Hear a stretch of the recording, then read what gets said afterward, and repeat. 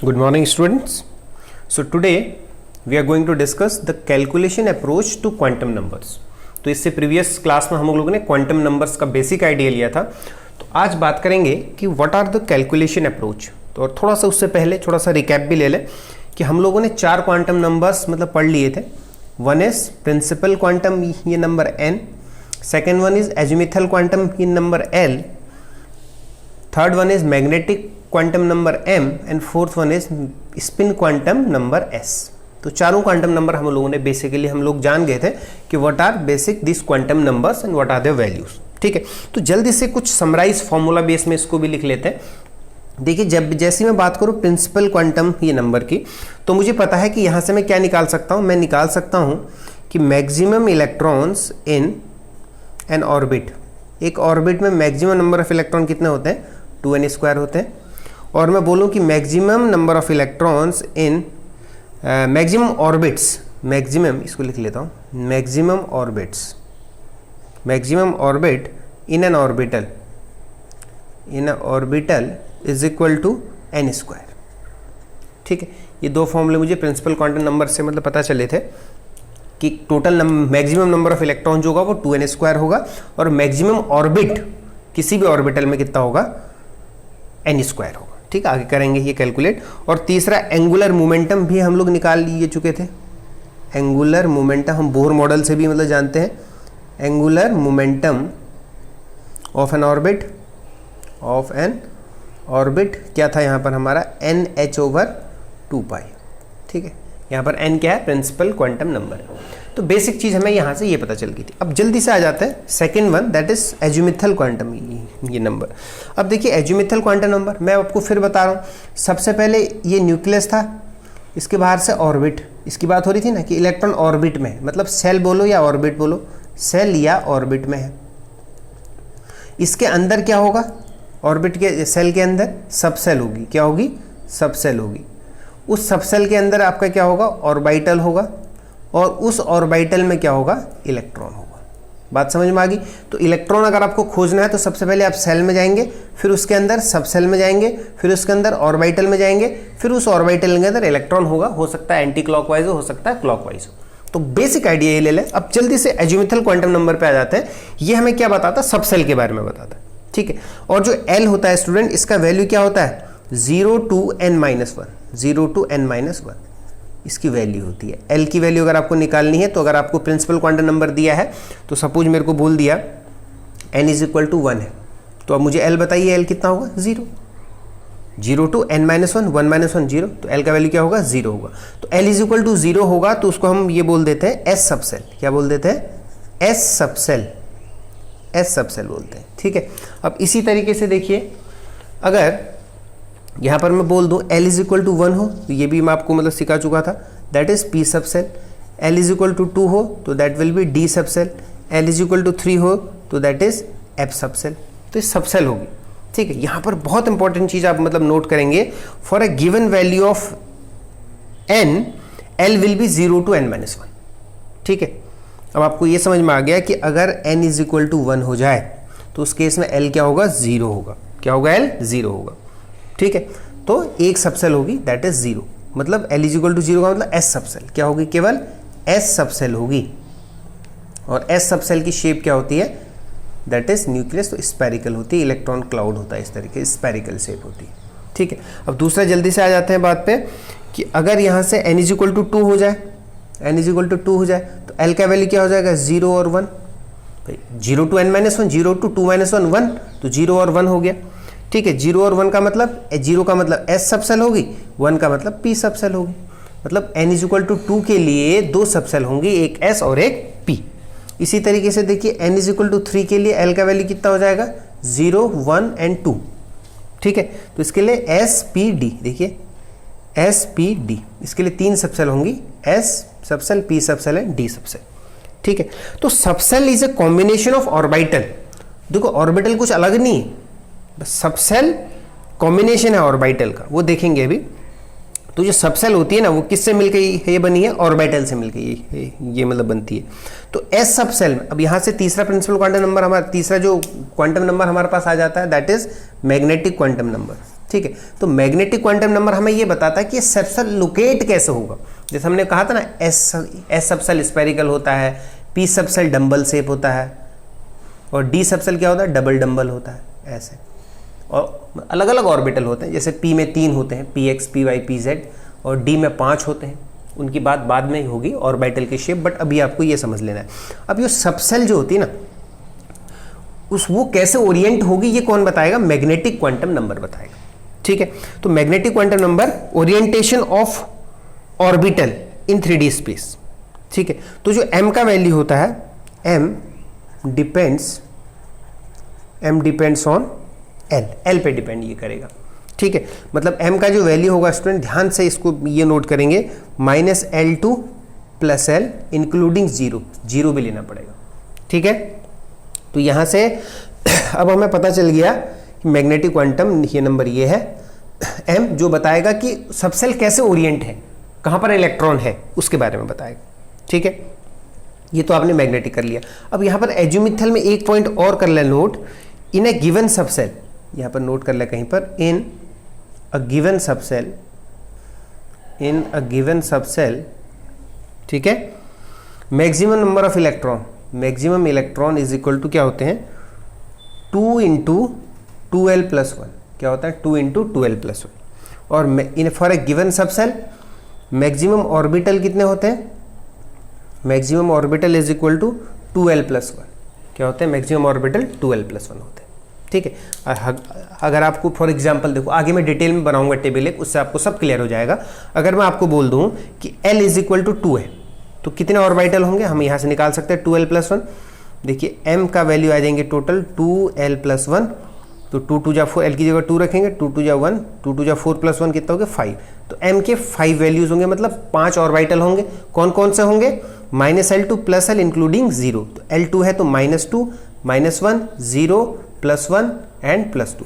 इन सबको हम बॉक्स में ये बना देते हैं, क्या बना देते हैं, इन सब का बॉक्स। तो ऑर्बिटल को हम लोग एक बॉक्स से रिप्रेजेंट ये करते हैं, ठीक है। आगे मैं टेबल आपकी मतलब ड्रॉ करता हूँ, उससे आपको क्लियर हो जाएगा, ठीक है। इसको नोट करें जल्दी से।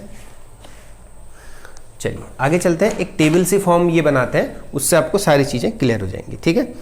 तो आइए टेबल ड्रॉ करते हैं, उससे आपको मतलब क्वेश्चन में भी ये आसानी होगी। मैं यहाँ पर एनर्जी लेवल लिख रहा हूँ, सपोज मैं यहाँ पर n लिख देता हूँ, ठीक है। प्रिंसिपल क्वांटम नंबर का वैल्यू लिख देता हूँ n। तो n का वैल्यू मैं लिख देता हूँ, फॉर एग्जाम्पल 1 है, फिर 2 है, फिर 3। तो n अगर 1 है तो बताइए l, यहाँ पर लिखता हूँ एजिमुथल क्वांटम ये नंबर, l का वैल्यू बताइए 0 to n - 1, l यहाँ पर 0 हो जाएगा, l का वैल्यू कितना हो जाएगा, 0 हो जाएगा। n = 2 है तो l का वैल्यू बताइए 0 और 1 हो जाएगा ना। n = 3 है तो l का वैल्यू 0, 1, 2 हो जाएगा। अब बताइए सबसेल क्या हो जाएगी, l = 0 है तो क्या होगी, s सबसेल होगी। l = 0 है तो s सबसेल, 1 है तो p सबसेल, ये s, p और d।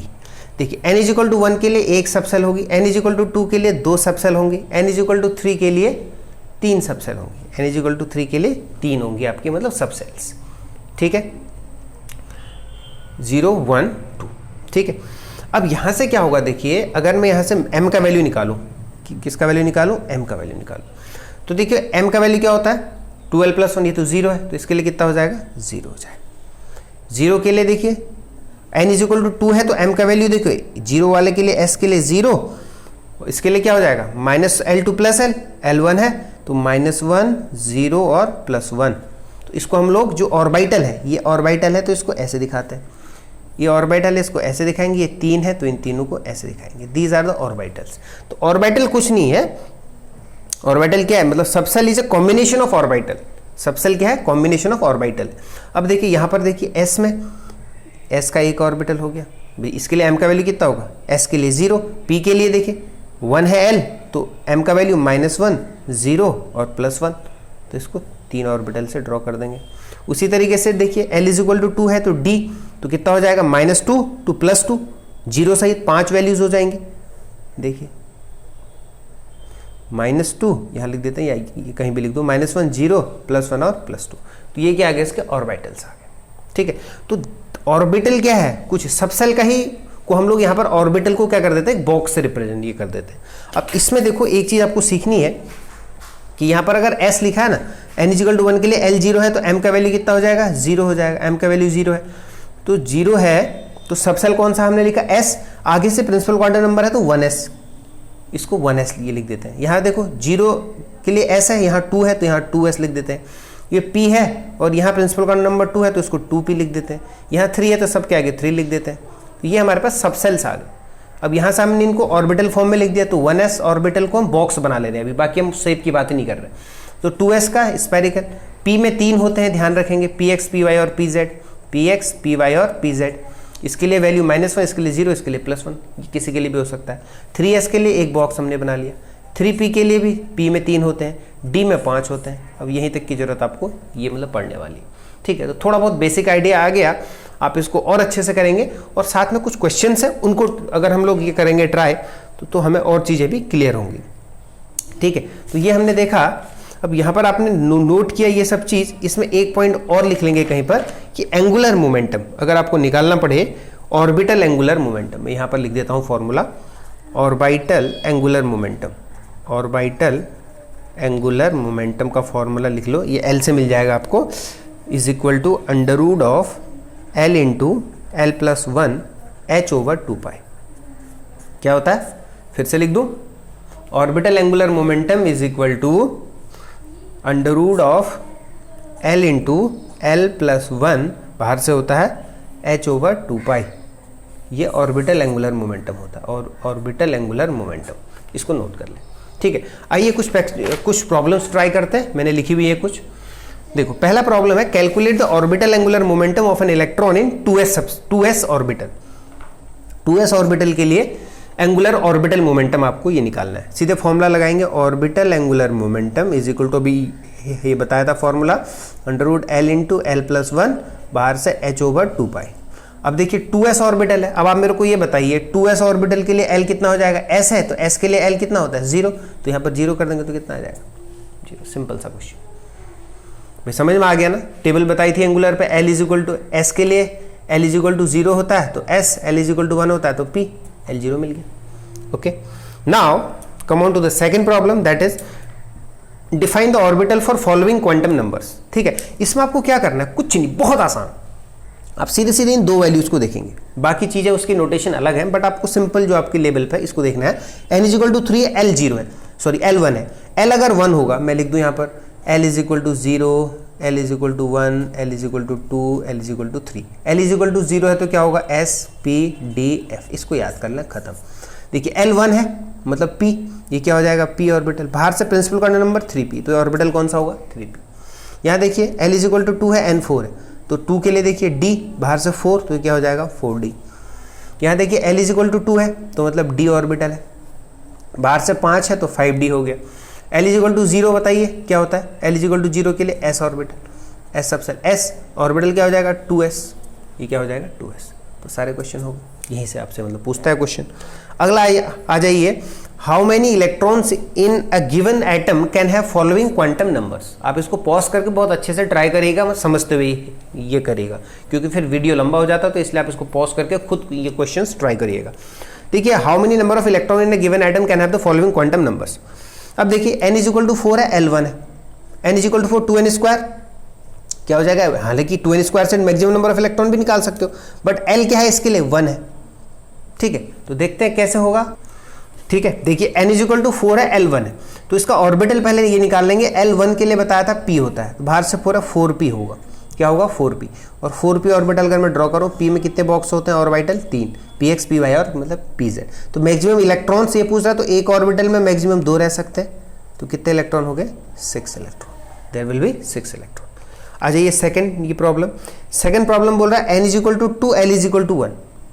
ठीक है, और m -1 है, s प्लस हाफ है, बहुत इंपॉर्टेंट है, थोड़ा सा इसको ये समझना पड़ेगा आपने।